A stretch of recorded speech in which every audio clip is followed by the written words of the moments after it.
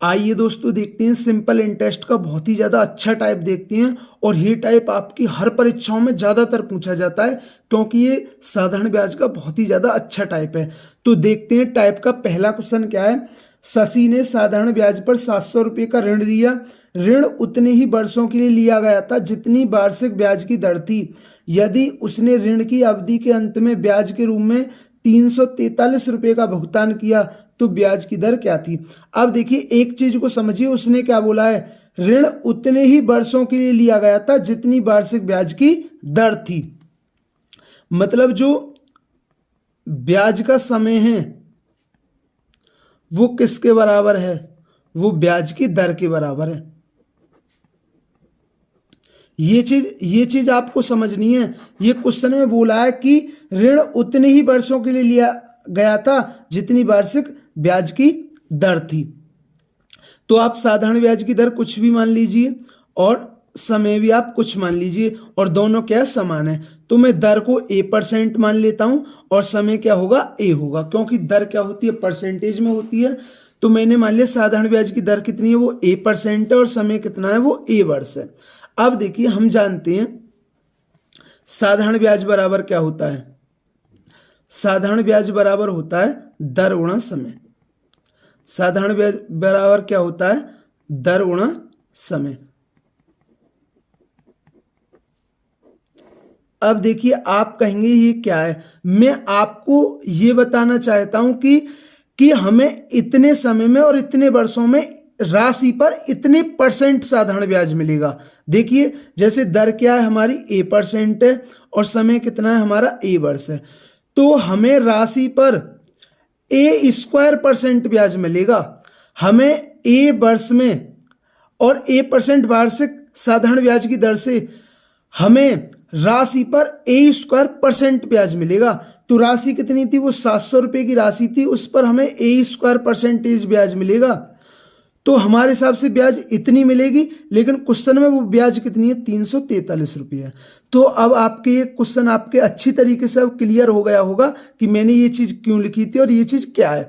मैंने ये देखा है कि मुझे राशि पर कितना ब्याज मिलेगा, तो मुझे A वर्ष में A% की साधारण ब्याज की वार्षिक दर से मुझे A² साधारण ब्याज मिलेगा राशि पर। तो राशि कितनी थी, 700 रुपये थी, उस पर मुझे A² ब्याज मिला।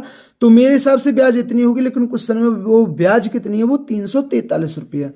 अब देखिए 100 से ये 2 जीरो कट गई और 7 से ये 7 का घन होता है तो ये 49 बार कट गया। A² की वैल्यू कितनी है, 49 है। तो A बराबर कितना है, 7।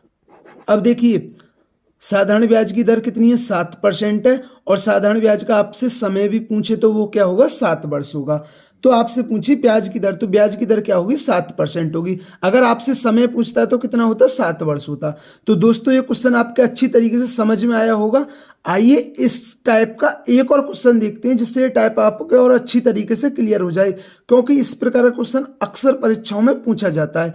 तो देखते हैं इस टाइप का नेक्स्ट क्वेश्चन है। अनिल कुमार ने ब्याज की दर के बराबर वर्षों के लिए साधारण ब्याज पर 24,000 रुपये का ऋण लिया। यदि ऋण अवधि के अंत में उसने ब्याज के रूप में 19,440 रुपये अदा किए तो ब्याज की दर क्या थी। तो हमसे पूछा है ब्याज की दर क्या थी। अब इसमें भी जो हमारी ब्याज की दर है वो किसके बराबर है, वो समय के बराबर है, जो ब्याज का समय है उसके बराबर है।